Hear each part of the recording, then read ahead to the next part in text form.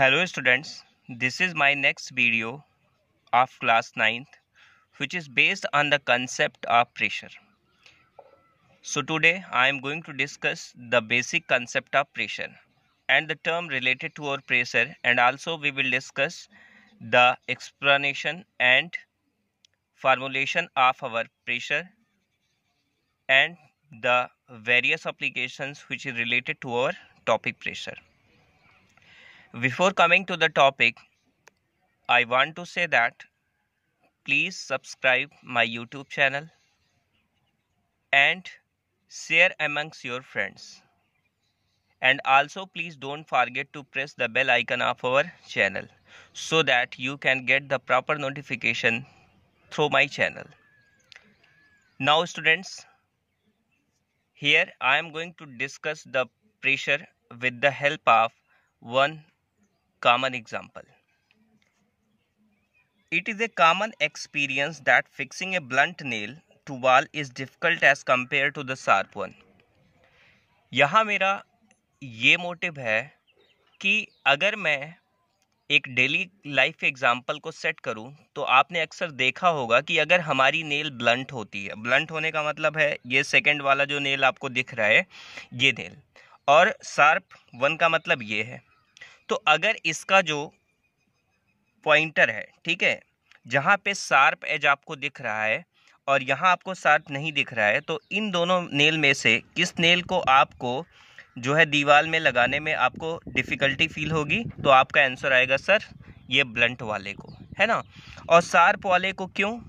क्योंकि इसका जो एरिया है वो काफ़ी शार्प है, जिसकी वजह से क्या होगा कि ये नेल आसानी से वाल में आप इसको फिट कर देंगे। क्लियर? तो एक जो है कॉन्सेप्ट हमको समझ में आता है कि जो प्रेशर हमारा है, ठीक है, जो प्रेशर है वो बेसिकली डायरेक्टली प्रोपोर्शनल होगा फोर्स के, है ना। इट मीन्स हम ये कह सकते हैं कि जितना ज़्यादा हमारा फोर्स होगा उतना ज़्यादा हमारा प्रेशर होगा। क्लियर? और अभी जैसे मैंने बताया कि अगर एरिया कम कर दें तो क्या होगा कि ऑब्वियस है कि एरिया कम करने से ये जो नेल होगा आसानी से वाल में फिट हो जाएगा। इसका मतलब है कि हमको प्रेशर वहाँ पे लेस भी लगाएं तो भी हमारा वर्क हो जाएगा। इसका मतलब है pressure is inversely proportional to area. और अगर हम इन दोनों इक्वेशंस को अगर कंबाइन कर दें तो प्रेशर का फार्मूला निकल के आता है फोर्स अपॉन एरिया। देखिए प्रोपोर्शनैलिटी साइन को हमने डायरेक्ट हटा दिया है, उसका रीज़न है क्योंकि यहाँ पे एक कांस्टेंट आप के लगा सकते हो, लेकिन बाद में के की वैल्यू 1 हो जाती है। क्लियर? तो इसका मतलब ये हमारा प्रेशर का फार्मूला हो गया। बात समझ में आई? अब अगर हम यहाँ पे फोर्स को, अगर हमने लेट अस सपोज दैट कि फोर्स हमारा ले लिया मैंने क्या 1 न्यूटन, और अगर हमने एरिया ले लिया इसका 1 मीटर स्क्वायर, ठीक है, बात समझना मेरी। तो ये जो प्रेशर होगा वो आपका क्या हो जाएगा, बेसिकली उसकी वैल्यू 1 आ जाएगी। पी की वैल्यू कितनी आ जाएगी? 1 आ जाएगी। क्लियर? लेकिन चूंकि हम प्रेशर को एक्सप्लेन करना चाहते हैं, डिफाइन करना चाहते हैं, इसलिए हम यहाँ पे केवल और केवल फोर्स को 1 न्यूटन ट्रीट करेंगे, और 1 न्यूटन ट्रीट करने के बाद हम इस प्रेशर की डेफिनेशन को जनरेट करेंगे। तो pressure is equal to force exactly हो जाएगा, अगर हमने यहाँ पे केवल एरिया को 1 मीटर स्क्वायर दिखाया तो इसका मतलब है the applied force per unit area is called pressure. तो प्रेशर की डेफिनेशन क्या हो गई?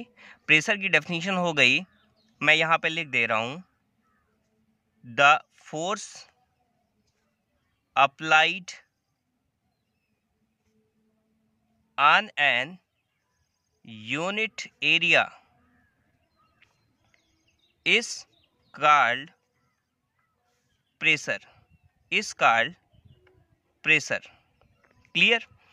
अब बात करते हैं कि अगर आपने प्रेशर की डेफिनेशन को रीड कर लिया तो भाई प्रेशर की यूनिट क्या होती है ना, यूनिट ऑफ प्रेशर।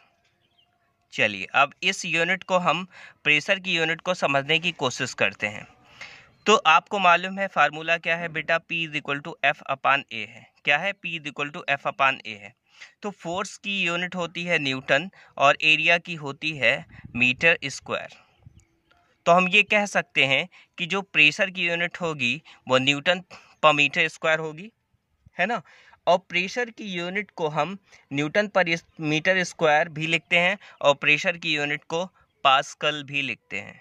ठीक है, प्रेशर की यूनिट को क्या लिखते हैं, पास्कल लिखते हैं। बट हम फ्लूइड प्रेशर की बात अभी नहीं कर रहे हैं, तो आपके लिए ये जो है यूनिट काफ़ी इंपॉर्टेंट है। क्लियर। चलिए, अब आपको मैं एक एग्जाम्पल के थ्रू कन्विंस करने की कोशिश करता हूँ। देखिए, इसका एप्लीकेशन की मैं बात करने जा रहा हूँ। देखिए, मैंने फार्मूलेशन तो मैथमेटिकल फार्मूलेशन आपको बता दिया कि मैथमेटिकल फार्मूलेशन क्या है। ठीक है, अब इसका एप्लीकेशन भी समझने की कोशिश करते हैं। चलो, एक एग्जाम्पल है। फर्स्ट एग्जाम्पल, आपने देखा होगा कि जो रेलवे की ट्रैक्स होती है, ठीक है, उस ट्रैक पे नीचे क्या होता है, स्लीपर्स लगे होते हैं। ठीक है, आपने क्या देखा है, स्लीपर्स देखा है। तो अगर ट्रैक के नीचे स्लीपर्स ना लगे हो तो क्या होगा कि जो हमारा ट्रेन का वेट होगा, इस दोनों आर्म पे, ये जो आर्म आपको दिख रही है, इन दोनों आर्म पे प्रेशर बहुत ज़्यादा लगेगा, जिसकी वजह से हमारे ट्रैक के जो है अर्थ के अंदर जाने के चांसेस ज़्यादा होंगे, जिसकी वजह से हम स्लीपर्स लगा देते हैं। तो स्लीपर्स लगाने से क्या होता है, इसका एरिया इंक्रीज कर जाता है। और आपने जैसे कि पढ़ा कि अगर हम एरिया को इंक्रीज कर दें तो प्रेशर क्या होगा, रिड्यूस हो जाएगा। क्लियर। चलो ठीक है, अब ये मत पूछना कि सर स्टोन्स क्यों वहाँ पे लगाते हैं ना, स्टोन्स केवल वॉइस को जो है एब्जॉर्ब करने के लिए लगाते हैं। चलो, नेक्स्ट एप्लीकेशन, सेकंड एप्लीकेशन की अगर मैं बात करूं तो सेकंड एप्लीकेशन क्या है, आपने देखा होगा जो ब्लंट नाइफ होता है। ठीक है, ब्लंट नाइफ होता है, नाइफ मीन्स चाकू। ठीक, तो ब्लंट नाइफ से हम क्या कर सकते हैं, फ्रूट को इजीली नहीं काट सकते हैं। ठीक है, लेकिन अगर हमारा नाइफ शार्प हो तो बहुत आसानी से कट जाएगा। अगर नाइफ जो है अगर हमारा शार्प हो जाएगा तो उससे क्या होगा, फ्रूट को हम इजीली जो है कट कर सकते हैं। ठीक है, इसका बेनिफिट है कि फ्रूट को इजीली काटा जा सकता है। क्यों? क्योंकि उसका एरिया कम हो जाएगा तो प्रेशर ज़्यादा लगेगा। ठीक है, अब आपका जो थर्ड एग्जाम्पल है, मैं थर्ड एग्जाम्पल से भी आपको कन्विंस करने की कोशिश करूंगा। देखो, थर्ड एग्जाम्पल में क्या है कि आपने देखा होगा ट्रक। ठीक है, तो ट्रक को आपने देखा होगा कि बहुत हैवी लोड लेकर चलते हैं, है ना। तो जो हैवी लोड लेकर चलते हैं तो उसमें होता क्या है कि उनके जो टायर्स होते हैं, टायर्स जो है वो डबल कर दिए जाते हैं। पीछे आपने देखा होगा डबल टायर लगा होता है। अच्छा, सिंगल टायर लगा हो तो भी ट्रक चलेगा, ऐसा तो है नहीं कि नहीं चलेगा। लेकिन ट्रक के जो है पास अगर डबल टायर पीछे लिंक किया गया है तो उसका कोई ना कोई मोटिव होगा, पर्पज होगा। क्यों? क्योंकि जब बेटा लोड ज़्यादा होगा ना, तो लोड ज़्यादा होने से ट्रक के अंदर जाने के चांस ज़्यादा होंगे। अर्थ के अंदर उसका जो मतलब है कि व्हील है वो अंदर चला जाएगा, जिसकी वजह से मूवमेंट वो प्रॉपर नहीं कर पाएगा। और अगर हम डबल टायर लगा दें तो एरिया बढ़ जाता है। एरिया बढ़ने से प्रेशर क्या होता है, रिड्यूस हो जाता है। तो प्रेशर रिड्यूस होगा तो ऑब्वियसली क्या होगा कि वो आसानी से आप लोड को लेकर जा सकते हैं। क्लियर।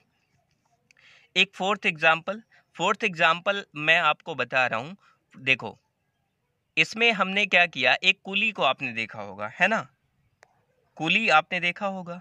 तो कुली क्या करता है, अपने ऊपर मान लो कि एक कुली है, ये तो फिलहाल फिगर जनरल फिगर है, लेकिन मान लो कि ये अपने ऊपर एक लगेज सूटकेस रखता है। तो सूटकेस रखेगा बेटा तो क्या होगा कि इसके हेड पे जो प्रेशर होगा वो बहुत ज़्यादा लगेगा, है ना, क्योंकि इसका हेड का बहुत स्मॉल एरिया कवर कर पाएगा सूटकेस।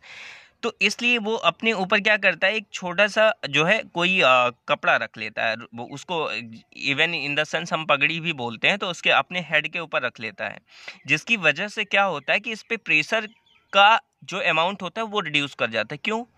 क्योंकि आपको पता है कि एरिया इसका बढ़ गया, और एरिया जितना ज़्यादा एरिया कांटेक्ट में इस बॉक्स के आएगा, उसकी वजह से प्रेशर क्या होगा, उतना आसानी से रिड्यूस होगा।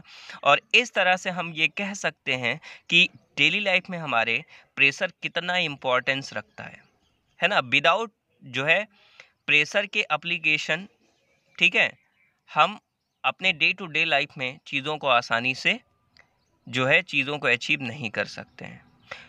तो इस तरह से हमने आज प्रेशर को पढ़ा और प्रेशर के, ठीक है, कंसेप्ट को पढ़ा और प्रेशर की यूनिट को पढ़ा और इसके बाद हम लोग बात करेंगे नेक्स्ट वीडियो में, हम लोग पढ़ेंगे एटमॉस्फेरिक प्रेशर और हमारा लेटरल प्रेशर। इट मीन्स जो हमारा वाटर एग्जर्ट करता है प्रेशर वो कितना होगा और कैसे हम उसको अंडरस्टैंड करेंगे, डील करेंगे, उस चीज़ को भी हम वहाँ पे समझने की कोशिश करेंगे। और उसके साथ साथ इस वीडियो का जो हमारा पार्ट है उसको हम रिवाइज भी कर लेंगे। So thank you students.